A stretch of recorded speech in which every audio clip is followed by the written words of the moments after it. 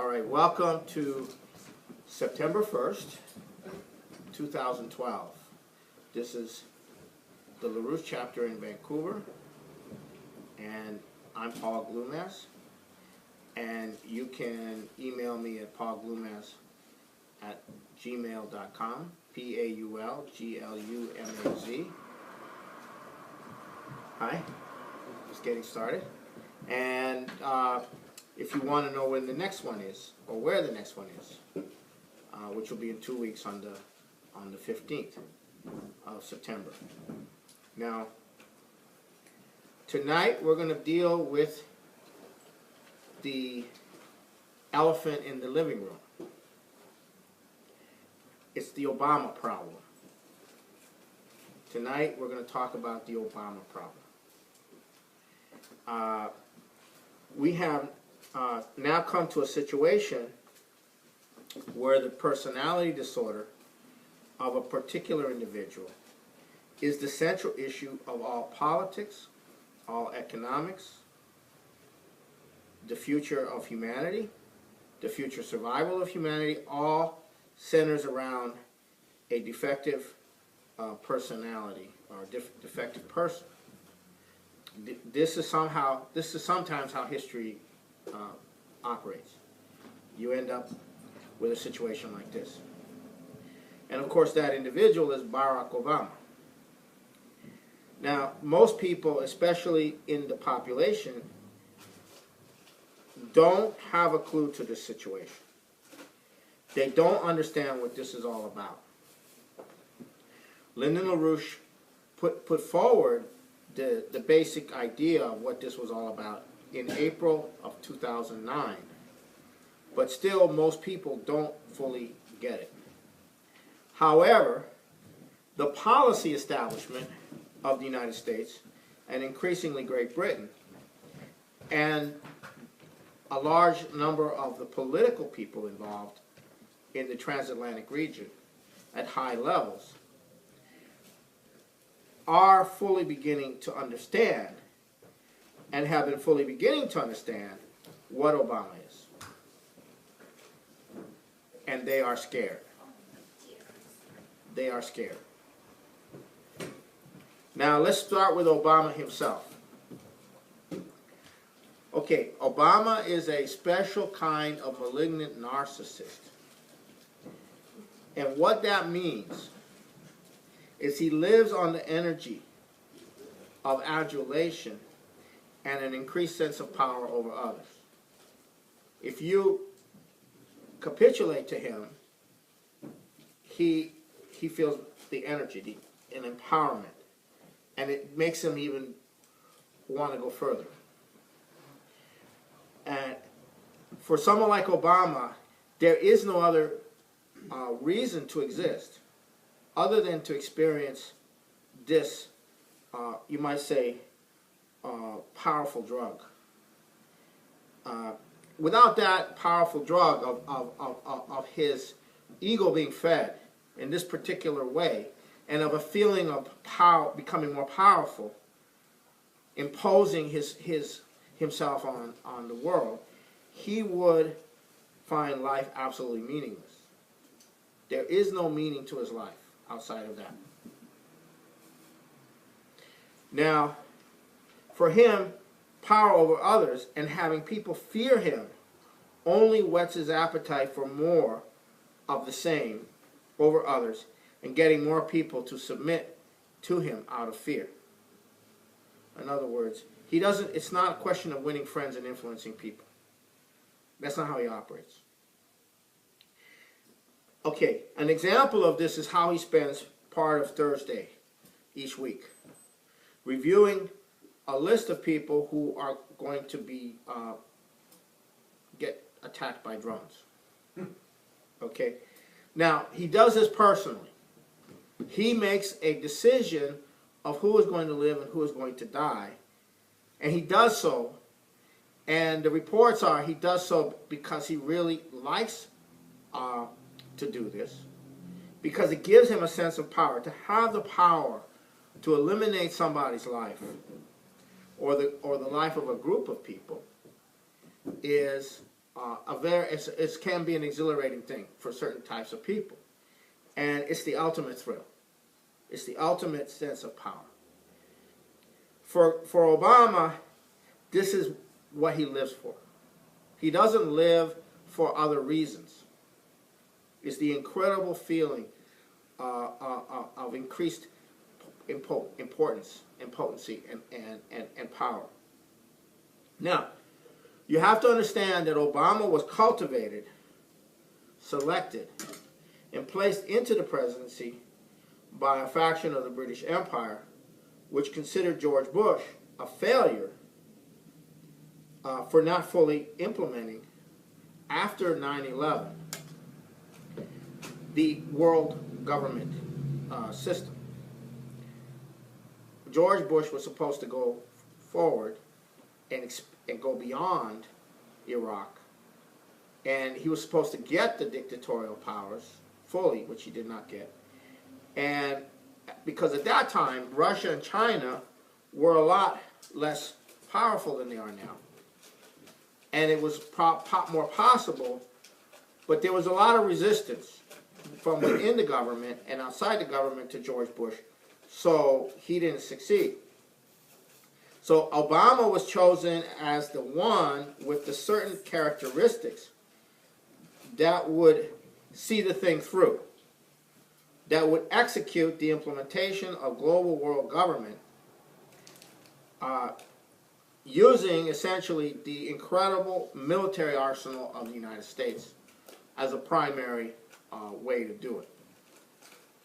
And doing it under the context of, which I'll go into in a little more detail, is irregular warfare everywhere being supported behind the scenes. And then this creates the conditions of necessary military intervention.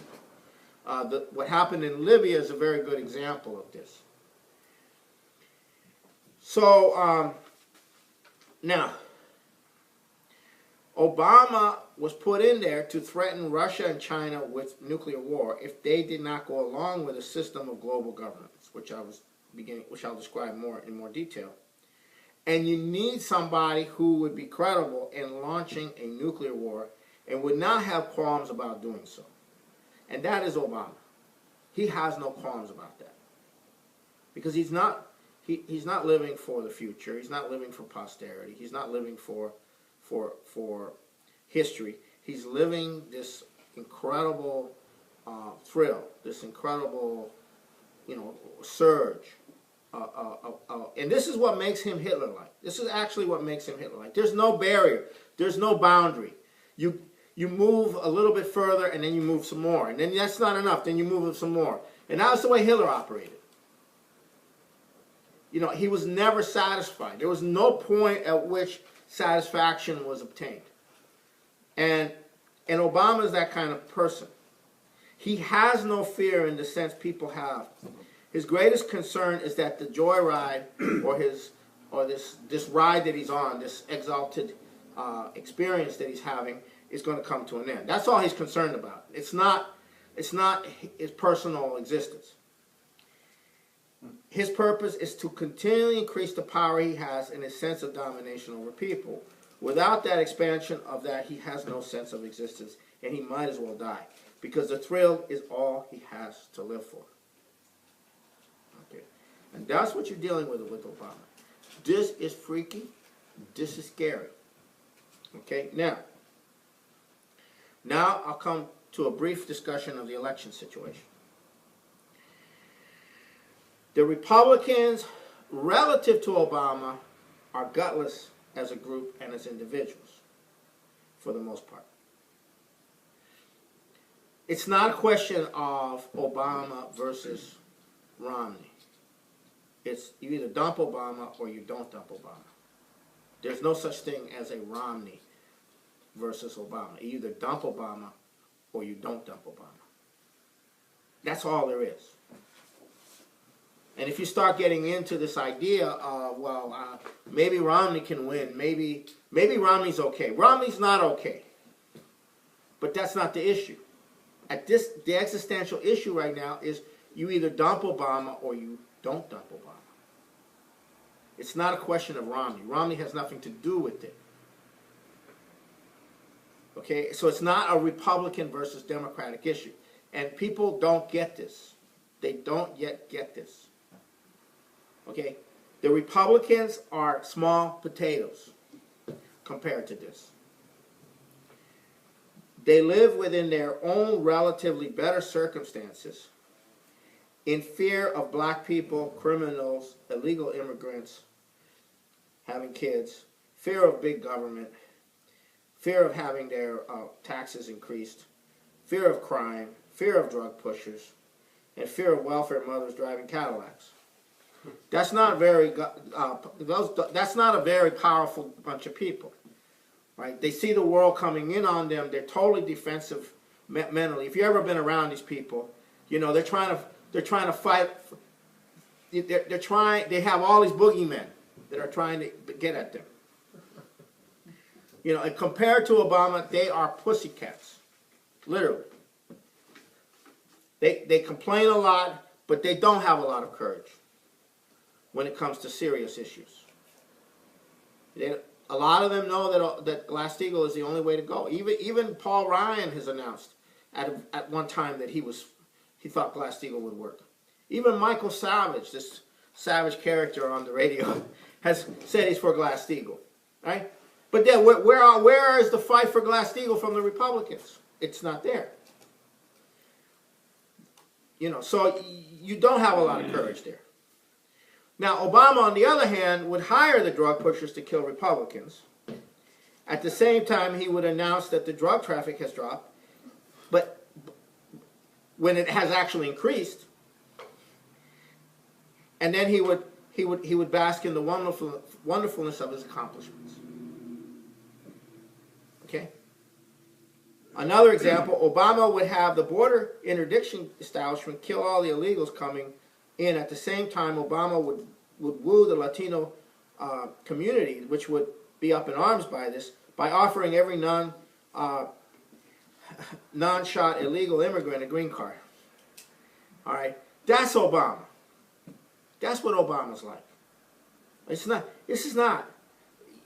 Okay, and then take the real example, not the one that I just made up. Okay, I just made up those two examples. Okay, take Al Qaeda and the Taliban and the radical Muslim that we're supposed to be at war with, that were supposed to be behind 9/11, right? He's using drones on these people in Pakistan on the border of Afghanistan. He's using drones on these people in Yemen and in other places. But these are the very same people being funded and supported and trained by our troops to wage war in Libya and Syria. What is that? Huh? He's killing them on one end, and he's having them do this thing on the other end. It's the same people.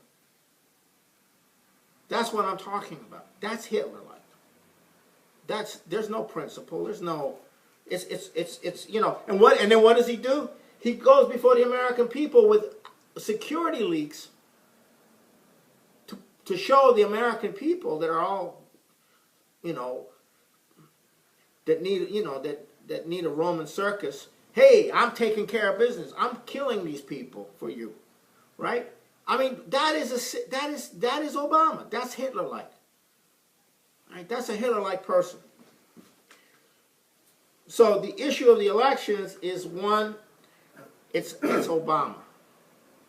It's not Romney. It's not, are you going to vote for Romney or Obama? What's your choice? You won't even have a choice. Because would Obama allow a Republican to become president? A person like this allow a Republican to become president? He has no boundaries. He has none. Would he do or what would he do or cause to be done if he thought he was going to lose the elections? Losing the elections for most people is, hey, you know, I get to go fishing for a while. You know, losing the elections for Obama is, I might as well go do this. Might as well shoot myself. That's the difference. So, So that's the whole point. Would he start a war? Would there be riots? You know, what would he do? There is nothing he would not do. There is no one he would not kill. There are no boundaries. There are no boundaries. So you are dealing with a malignant narcissist psychopath who under certain conditions has access to the most powerful weapons on the planet. This malignant narcissist psychopath has at his disposal the power of life and death over the vast majority of the human race, if not the entire human race. That gives him a thrill way beyond the power that Hitler could have ever had. And which is why he is so dangerous. This is the ultimate horror film, okay? This is the ultimate horror film, okay? Now, I take you back to this election issue. Don't worry about a Republican getting elected. Worry about dumping Obama as early as possible. Okay? You don't want to leave it up to the elections to dump Obama. You don't want to leave it up to the voters either. Under those circumstances, okay? You got to dump Obama. Now, let me now go to the next stage of this, because what I've said doesn't really strike home until you understand that there is an establishment. There is a policy establishment in the United States. It is composed of senior formerly elected officials, senior former cabinet ministers, secretaries, key academics. And they have various different positions and various different, but they collaborate and they discuss policy. And in the last 3 weeks, there's been an eruption of discussions into the public view, which indicate that these people are freaked out and are aware of what is the problem of Obama. Okay, they're freaked out. They're aware. Now, 2 weeks, a little less than the week ago I think it was in the middle of the week ago before, a key Harvard think tanker by the name of Graham Allison had an article in the London Financial Times. And it was about China and the Pacific. But the article is not just about China and the Pacific. It's about the fundamental issue that underlies the policy of that brought Obama into the White House and is heading us towards war. And the issue raised is something called the Thucydides trap. Now, this was a formulation that Martin Dempsey, the Joint Chiefs of Staff, used in a previously a month ago. He mentioned the Thucydides trap. And so what you have is the policy-making discussion is going on around the issue of the Thucydides trap. And let me tell you what that is, because it's very important. Thucydides is a Greek historian who wrote a history of the Peloponnesian Wars, which was a 30-year war between Sparta and Athens. And the cause of that war was that Athens was a fast-rising power, and Sparta felt threatened by the rise of Athens. And over a series of processes, they ended up in a war that lasted 30 years and destroyed them both. Allison is comparing Athens, the current China, to the former Athens. China is growing by leaps and bounds, is emerging as an incredible economic power.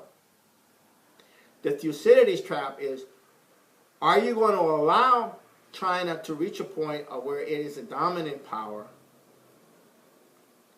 or are you going to go for war? And this is a fundamental question.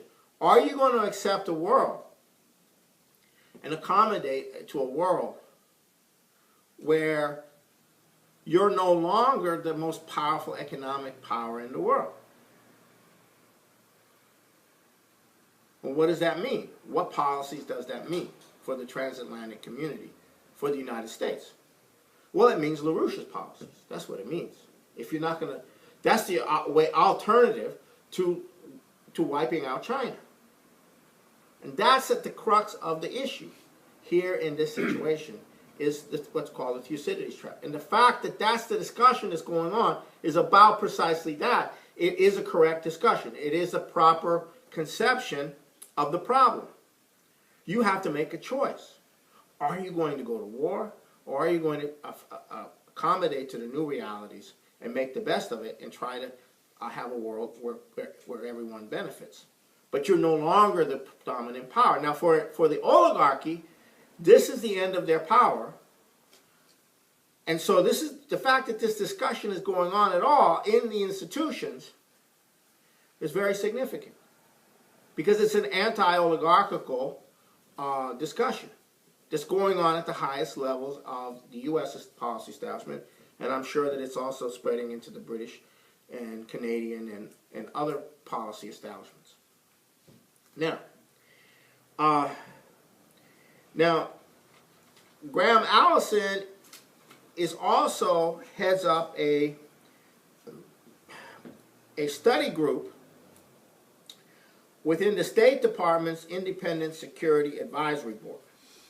Now, this is a board. It's independent of the State Department, but it's related. It's a study. It's a board of former secretaries of defense, former secretaries of state, former key people. The three most prominent members on their board are the former National Security under George Sr., Brent Scowcroft, a former diplomat who was very prominent in the two Bush administrations, Carlucci, and the former Secretary of Defense under Clinton, William Perry. Now, this is across the spectrum. This is not one group. This is an across the spectrum group, and they have been working on how to avoid a nuclear war with Russia. That's what the study group was working on, and this study group has this idea of joint collaboration with the Russians on missile defense, on all kinds of different things, as a way of war avoidance. And among them is a former Marine general who was the only Marine general to ever head the Strategic Command. That's the nuclear forces. And his name is General James Cartwright, and he was vice chair of the Joint Chiefs of Staff at one point. He left in 2011. And his idea is to have what he called entanglement rather than confrontation. And what he means is to increase economic trade and development and so forth, because now you're entangled. You can't go to war because it's against your own interests. And so he believes that that's a much better way than going for a nuclear confrontation. And then you have Martin Dempsey, the current Joint Chiefs of Staff, going to Great Britain to organize the British military against the impulses coming from the royal family to back Obama in a nuclear war. So you have essentially the Chief General of the United States in Britain meeting privately with British military people, and basically not saying this is opposing essentially an intervention into Syria and Iran. Then you have another group that's playing a very key role called the European American Security Initiative, which is doing the same thing. It's a more longer-term group. It has the same type of luminaries in it. It's connected to former Senator Nunn of Georgia and former Senator Lugar. And Richard Lugar, these were top senators in their day. These are top people. And Senator Lugar got back from Moscow, where he was grilled by, what's her name, Andrea Mitchell. And, but he was there to propose all kinds of joint war-avoiding policies. So he was putting out feelers with the Russians on all this stuff. So essentially you have the establishment pretty much unified for the most part.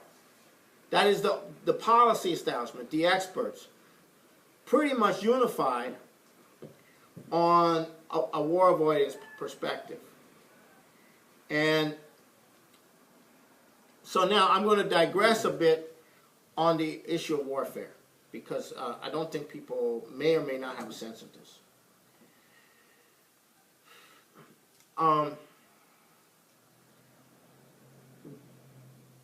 By the 50s and 60s, nuclear weapons altered the whole nature of warfare in the world. It made conventional warfare increasingly obsolete, because conventional warfare can lead to general warfare, which means nuclear warfare. Okay? So almost all warfare that's occurred is called irregular warfare. It's terrorists, it's guerrillas, it's economic warfare, it's religious warfare, it's planting bombs and causing disruptions and so forth and so on. And all these activities, whether it's the Islamic fundamentalists doing it, or it's the financed by Saudi money, or whether right now they're targeting Russia, or it's some other group targeting China, or it's another group targeting the United States. It's all by proxy. This is all proxy warfare. In other words, you coordinate and organize it, then you have an above suspicion coordination or safe house for the stuff, and then you can never get at it, because you can't go after the controllers of it because they're above suspicion, and so you have this irregular war. So that's how the whole thing is supposed to work in Syria. You have you have the Saudis and the U.S. and everybody supporting these insurgents, where they import from all over the place. They go in there and they're freedom fighters, right? They're not. It's not a real war, right? They're just freedom fighters, right? But it is a real war. But it's supposed to be at below the level of an intensity of an all-out war. So all warfare, just about all the warfare that's been conducted in the last decades has been irregular warfare. However, at this point, you can't have that continue, because the Russians and the Chinese are not going to allow you to go that route, to use that route everywhere in the world to impose a global system. They're gonna have their people. They're gonna confront, and you will have a nuclear confrontation, and that is already understood. But I just wanted to digress into this to give you a sense of the nature. So because their nuclear weapons exist in the form that they do, and they can wipe out the human race, you can't have wars anymore on this planet. It's just something that you can't do anymore. And so, but because of that, all warfare pretty much has been at a level below the threshold of nuclear war, and it's been irregular war. And there's a book out that you might be able to find online, but it's called Modern Irregular Warfare by a German general, which we translated from Germany, which is very good book. But it was put out in the '68, and we put it out in '82 or '3 or '4. Anyhow, so now you have this process of opposition emerging in the institutions to war. They're trying to block Obama from going to war with Syria and from organizing the Israelis to launch a preemptive strike on Iran. They're trying to do that. So how does Obama respond to them? A week ago last Monday, he made a surprise appearance at a press conference that had nothing to do with, he wasn't supposed to be there. And he announced, it was a big surprise, that if the Syrians were to move they're chemical or biological weapons, the U.S. would immediately react unilaterally. Whoa. Who's going to decide who, on what basis would you say that they were moving there? Right? And everybody went, whoa, what's going on here?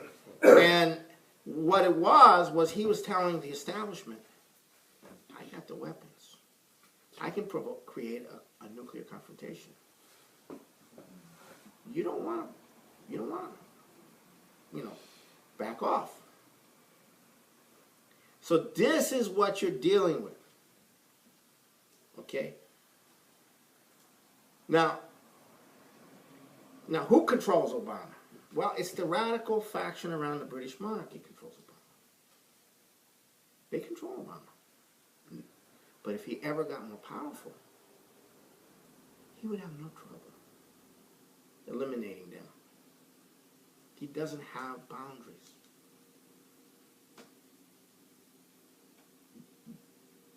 I don't know if that's clear, but that's what you're dealing with Obama.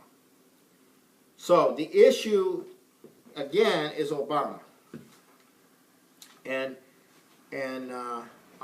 that's what we have to deal with in the U.S.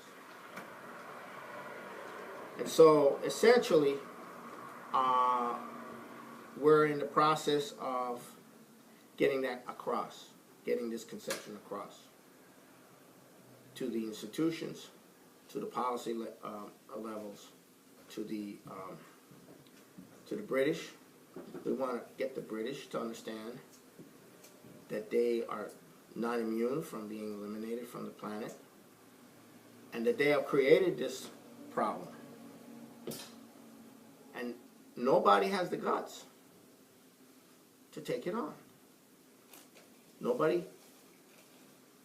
Where was the presidential? And this guy's not popular in the U.S. population. Where was the guy? Where was the challenge to his? A person with this level of popularity in the U.S. elections would be challenged in the Democratic primaries. Nobody challenged him. Clinton told his wife to quit and run for president. She didn't do it. Why?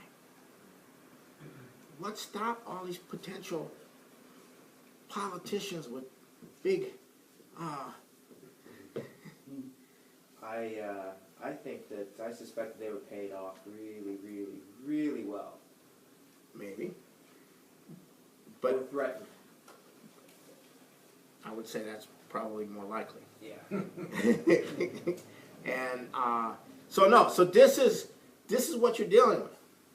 So what's the Democratic Convention going to be like September 3rd? Imagine you were at the Democratic Convention, right? What's going to be going through your mind at the Democratic Convention if you were a delegate at the Democratic Convention? Who are the people that have been assigned to watch me? Am I clapping hard enough? Am I clapping not enough? Am I going to be on Obama's list? That's what it's come down to in the Democratic Party. All right, that's the reality of the political reality of the Democratic Party. This reminds me of the old Soviet Union. You better clap, baby. Tito. Huh? Tito. You better My clap. dad grew up in Yugoslavia. He had to deal with Tito and all that. You better clap, baby. So anyhow, so that's the situation on that. Now, I don't want to loosen the tension here, but somebody said that Martin Luther King started his speech with, "I have a dream." Obama began his speech with, "I have a drone." Anyhow, so now we go to a more boring subject its financial situation. And so every year the bankers meet at a place called Jackson Hole. All the central bankers of the world go to meet and talk at Jackson Hole. The Federal Reserve Chairman goes to Jackson Hole. The Bank of England Chairman goes to Jackson Hole. And the European Central Bank Director goes to Jackson Hole, as well as a whole bunch of other people. Today, this time, Mario Draghi of the European Central Bank said, I can't come. I can't come because there's too much happening here and I got to deal with it. There's a crisis. I got to deal with it. Yo, I can't. I'm at a meeting right now. I can't talk right now. Okay. So then, No, I'm at a meeting. I have to go. so now, one of the Bank of England board members, who is Executive Director of Financial Stability, Andrew Haldane, gave a speech at Jackson Hole calling for Glass-Steagall, going into the whole problem of the banks and so forth and so on. So this is somewhat different, and he discussed what Mario Draghi is trying to do in Europe is he's trying to get out from under all of the reserve requirements of the Basel Accords and set up a situation where banks can just create unlimited credit with much smaller reserves. At the same time that he's setting up at this facility, this European financial facility, which is going to essentially take over the whole situation in Europe. And governments will be beholden to it, banks will be bailed out by it, and the austerity will be implemented on the population. So it's still a massive growing dissatisfaction with the policy, and it's being rammed down the throats of the Europeans by the British and by Obama. And we have everything's being held off from implementation until the German Constitutional Court on September 12th makes a decision, because the whole constitutionality of this has been challenged, and the Germans are at the center of the whole thing, and Angela Merkel will not act to carry through the law that was passed that consolidates this for where Germany's concerned until the Constitutional Court rules. So we have now begun a massive hyperinflation. This is what is now going on. And Bernanke said, well, we have been successful in bailing out the system, but we have been unsuccessful in solving the crisis. So this is where we're headed. So this thing is not going away. So the combination of this financial situation, on the one hand, which is now going into hyperinflation, which is if the German Constitutional Court rules that this law that was passed establishing this is unconstitutional, that's it. It's all over. Now, I don't know if they'll do that. I'm not sure. They might, but I'm not going to count on it. But nonetheless, you have that pending in this situation. And then you have the Obama question. Right? And Obama is standing in the way of Glass-Steagall, because you can't implement Glass-Steagall because he's there. He's not going to allow it. Nobody's going to challenge him unless they challenge to get him out. There is no way you can implement Glass-Steagall in the U.S. or, for that matter, in Europe or even in Great Britain unless you move Obama out. He has the U.S. military opposing him, but he also has direction of the U.S. military. And so that's the issue. And that's the issue for everybody on this planet. It's the Obama issue. And so that's what we have to take care of in the coming period. If Obama gets back in for 4 more years, it is very unlikely that humanity will make it. Very unlikely. So our job is to get him out one way or another. Destroy him politically. Get these people who have not acted to act, who have not moved against him to move against him. I mean, look, they were trying to kill Hitler. I mean, the German generals were trying to kill Hitler for some time, but they, for one reason or another, you know, or because the British intelligence was in on it, and they tipped Hitler off, and all kinds of different things were going on. But German generals at a certain point said, you know, we got to get Hitler out. Now, so you're dealing with that kind of situation in the U.S. where you have to get Hitler out before it goes to thermonuclear war. And it's not that, it's that you're dealing with a situation, as I began in world history, where you have the character flaws of an individual has become the issue of human survival or not. and this is crazy, but this is just the reality of that we're dealing with. And I'm going to, stop here with this disturbing briefing and open it up for questions.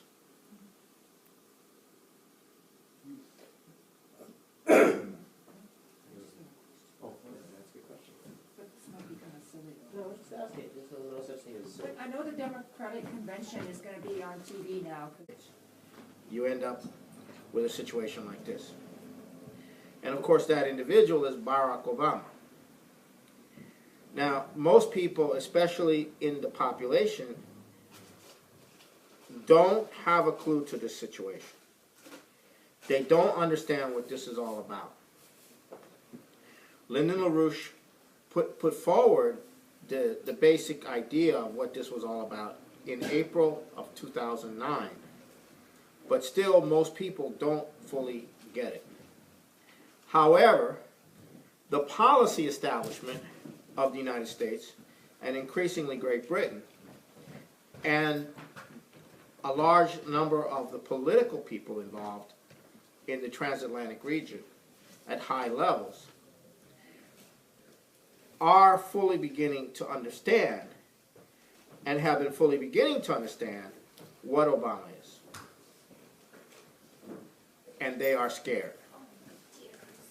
They are scared. Now, let's start with Obama himself. Okay, Obama is a special kind of malignant narcissist. And what that means is he lives on the energy of adulation and an increased sense of power over others. If you capitulate to him, he feels the energy, an empowerment, and it makes him even want to go further. And for someone like Obama, there is no other reason to exist other than to experience this, you might say, powerful drug.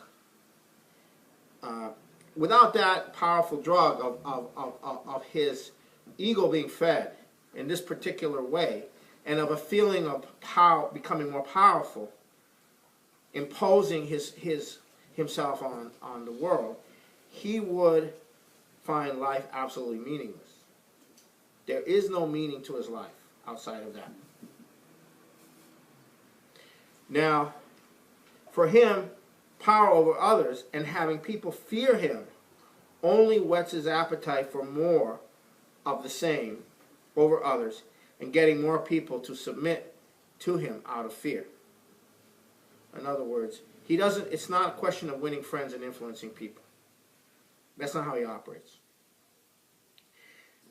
Okay, an example of this is how he spends part of Thursday each week, reviewing a list of people who are going to be get attacked by drones. All right, welcome to September 1st, 2012. This is the LaRouche chapter in Vancouver, and I'm Paul Glumaz, and you can email me at paulglumaz@gmail.com, PAULGLUMAZ. Hi, just getting started. And if you want to know when the next one is, or where the next one is, which will be in 2 weeks on the 15th of September. Now, tonight we're going to deal with the elephant in the living room. It's the Obama problem. Tonight we're going to talk about the Obama problem. We have now come to a situation where the personality disorder of a particular individual is the central issue of all politics, all economics, the future of humanity, the future survival of humanity, all centers around a defective personality or a defective person. This is sometimes how history operates fully, which he did not get. And because at that time, Russia and China were a lot less powerful than they are now.